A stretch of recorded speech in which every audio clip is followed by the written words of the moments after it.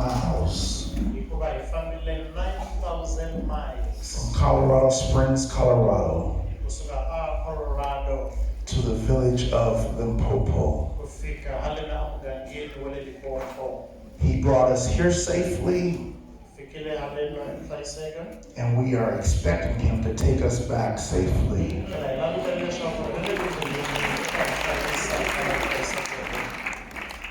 A week ago today, last Friday, we broke camp, and we broke all and destroyed every tradition. And we did something that we have never done before. And we've come to a place that we have never come before. And you have imparted so much within us that we are going back advanced. The Lord has been good to us because we see that the same God we serve in Colorado is the same God that you serve here in Limpopo. God is everywhere at the same time. Nobody but God. Nobody but God. We have a saying in Amerika. We have a saying. We say in Amerika, who wouldn't serve, who would not serve a God like this? Our God has no equal. He is unmatched.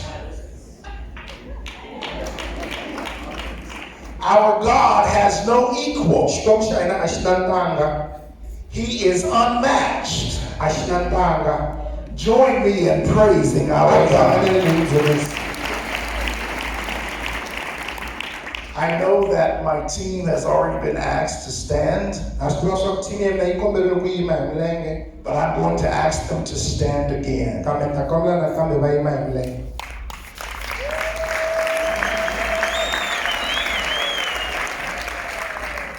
Want to celebrate them because I did not come alone. And I want them to know in your presence that I appreciate your sacrifice of love.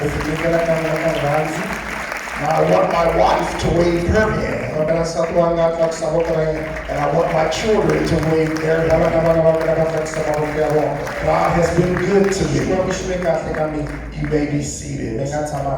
To the angel of the house, Pastor Eric, and First Lady Pretty, your hospitality has been overwhelming. Thank you so much. From the time we landed to this moment, you have attended to our needs, and we appreciate you.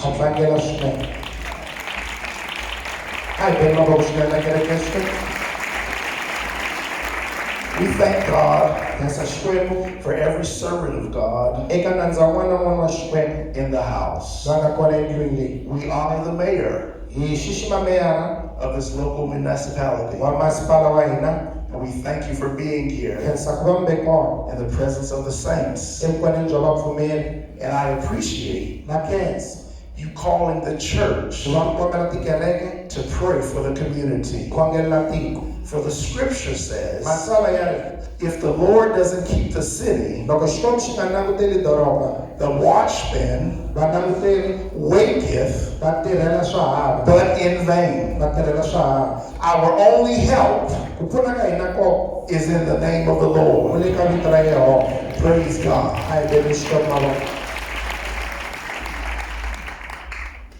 I want you to join me in the scripture.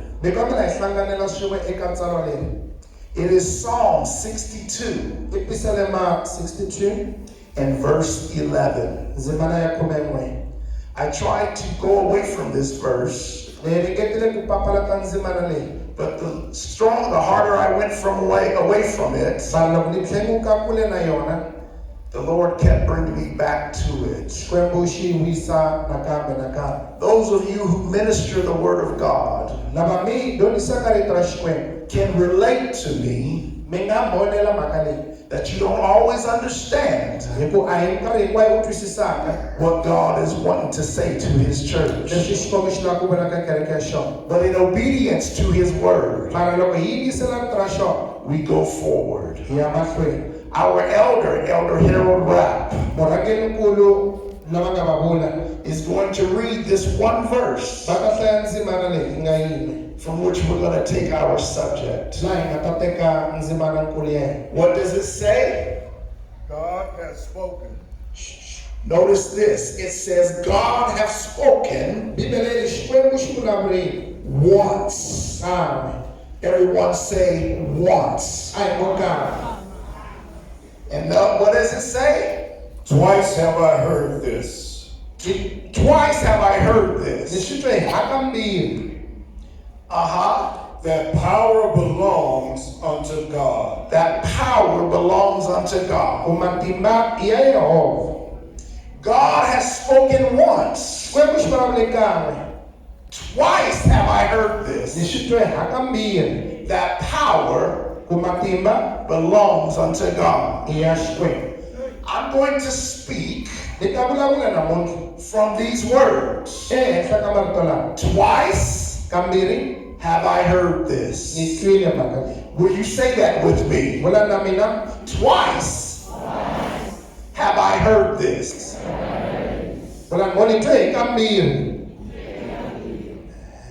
The writer is very clear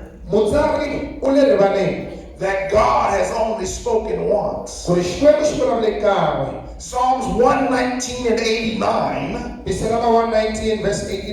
says, forever, O Lord, thy word is settled in heaven. The word of God will never change. In spite of what we do, in spite of our disobedience, God will never change His mind. And His purpose will never come down to our level. For His thoughts are above our thoughts, and His ways are above our ways. So the writer is clear that He will only speak once, but it takes us 2 times to get the message. There is no difference from the former generation of when this scripture was written. I didn't know initially, Pastor Eric, why God gave me this, but it made sense when I read the theme scripture. The theme scripture is coming from Deuteronomy, the 1st chapter, the 6th and 7th verse. But I want you to understand that the word Deuteronomy means second reading. The word Deuteronomy means second reading. So what that means is, this was the second time that the people heard the same word of God. What that means is, there are times in our life when we heard the word of God, The first time, and we missed it. But God will give us a second chance because His word never changes. His purpose remains the same. Just because you wait doesn't mean that God is going to do something different. Just because you stop, just because you hesitate, just because you linger, just because you're trying to decide, should I do this or should I do that, doesn't change what God told you to do. Come on and say twice, have I heard this? So we're talking to a people who have heard what God is speaking through Moses. 11-day journey that was supposed to happen 40 years ago. He's telling them to do it now. Might I propose to you that the thing that God told you some time ago, He's still waiting for you to be obedient. God is still waiting for you to line up with His word. I want you to understand, in the book of James, the first chapter, in the 22nd verse, it commands us to be doers of the word and not only hearers. We have heard the word since we were children. But when will we line up and do the word of God? He said, if you're only a hearer of the word, you are like a man or a woman who is looking at a mirror, and you recognize the need to change. But after the conference, you go back and do the same thing. God is saying, twice have you heard this. I would like you to know that I am convinced that you have heard this message before. I don't have a problem in repeating what you heard another preacher say. All I'm telling you is that God, although He's patient with us, He will not always remain patient. He is waiting for His people to do His will.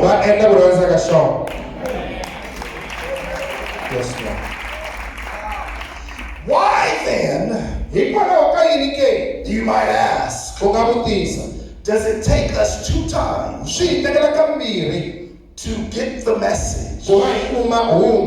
I inquired of the Lord myself, and He took me to a scripture in the book of Revelation that says, he that hath an ear, let him hear what the Spirit saith to the church. I am convinced that the first time that we hear the word of God, it goes in one ear and out the other. So what God has to do is He has to allow us to get in an uncomfortable position before we will hear the word of God again. The second time, we when the word comes forth, we don't hear it with our ears. We hear it with our heart. I know that there are some people that need to hear the word of God from your heart. You've heard it preached. You've heard it teached. You've heard it prophesied. But it went in one ear and out the other. What will it take for you to hear the word of God in your heart? Would you testify to your neighbor and tell them, this time I'm listening with my heart? Oh yes. Oh yes. I want you to listen to an individual. His name is King Nebuchadnezzar. And God was trying to get a message to him. I want you to know that God, when he's trying to get a message to you, he will do it in a number of ways. You may hear it in the pulpit. You may watch it on television or hear it on the radio. Even your child will lead you through the word of God.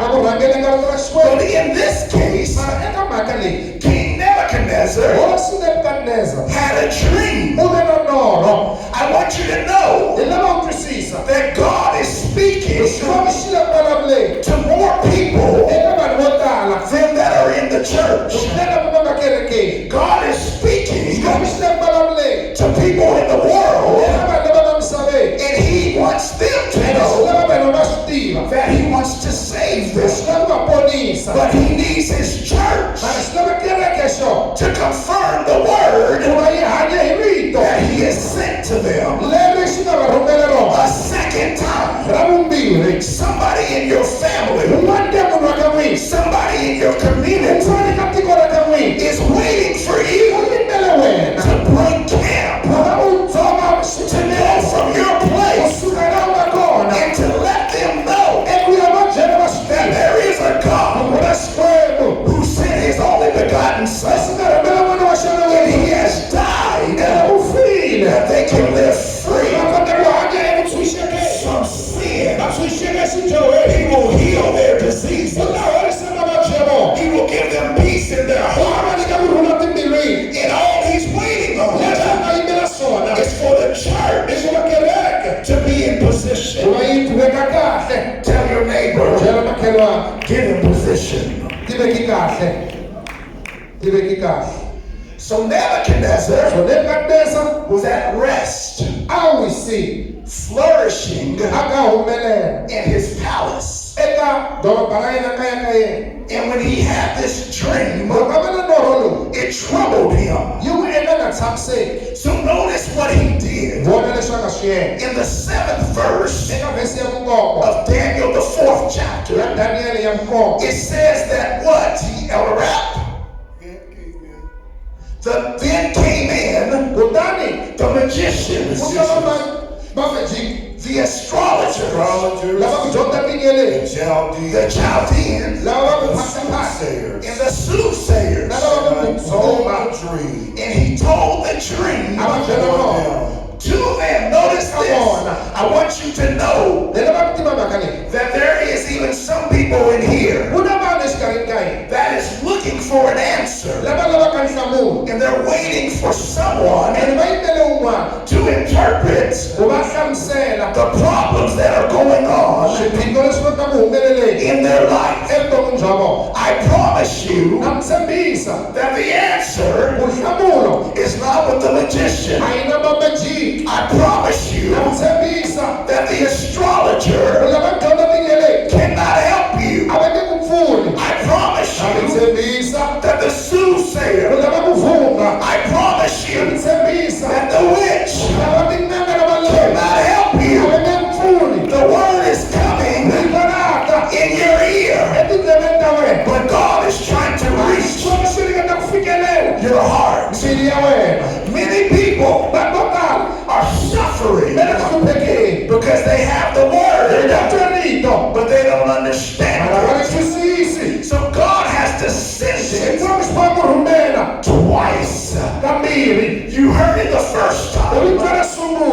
you have to hear it again.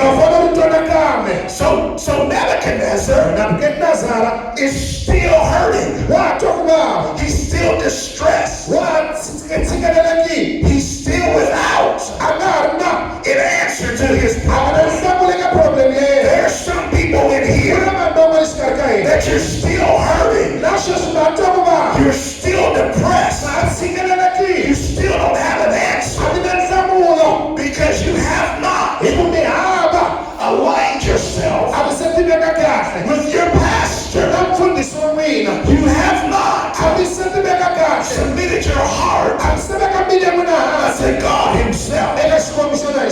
So Nebuchadnezzar, he looks for someone else, and he finds it in Daniel. In Daniel, here's the dream.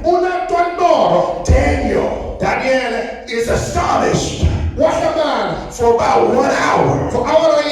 But God gives Daniel the interpretation of Nebuchadnezzar's dream. I want you to know that God reached Nebuchadnezzar because Daniel was operating in the gift that God gave him. There are so many people in the world that are waiting for you to operate in your gift. You cannot be stuck in this conference.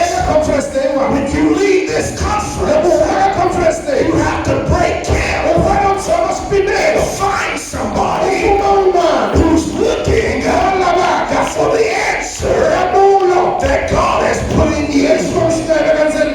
Clap your hands and give the Lord a hand.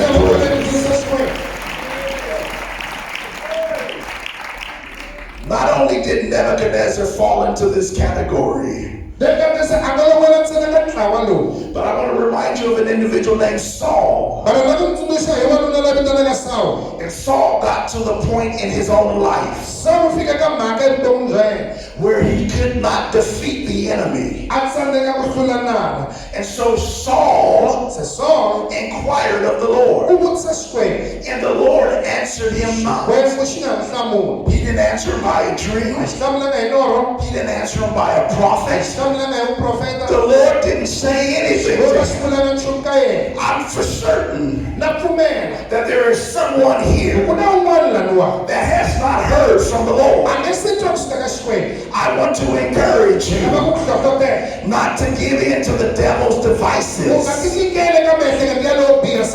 Because when you don't hear from the Lord, you are tempted to go somewhere else to get an answer to your problem. And that's exactly what Saul attempted to do. He sought for a woman with a familiar spirit. The enemy will tempt you to advance yourself when you don't hear from God. But I want to tell you, my brothers and sisters, you must wait on the Lord until you hear from God. Don't move until God gives you an answer. Wait on His word. For His word have I hid in my heart, that I might not sin against God. For that word is a lamp unto my feet and a light unto my path. His word hiding in your heart. His word is your victory. His word is your success. His word is your healing. Wait on the word of God. Wait on the word of God. Wait on the word of God. The word is all we have. Science will not help you. Your education will only go so far. Your riches are useless. But the word of God will take you to places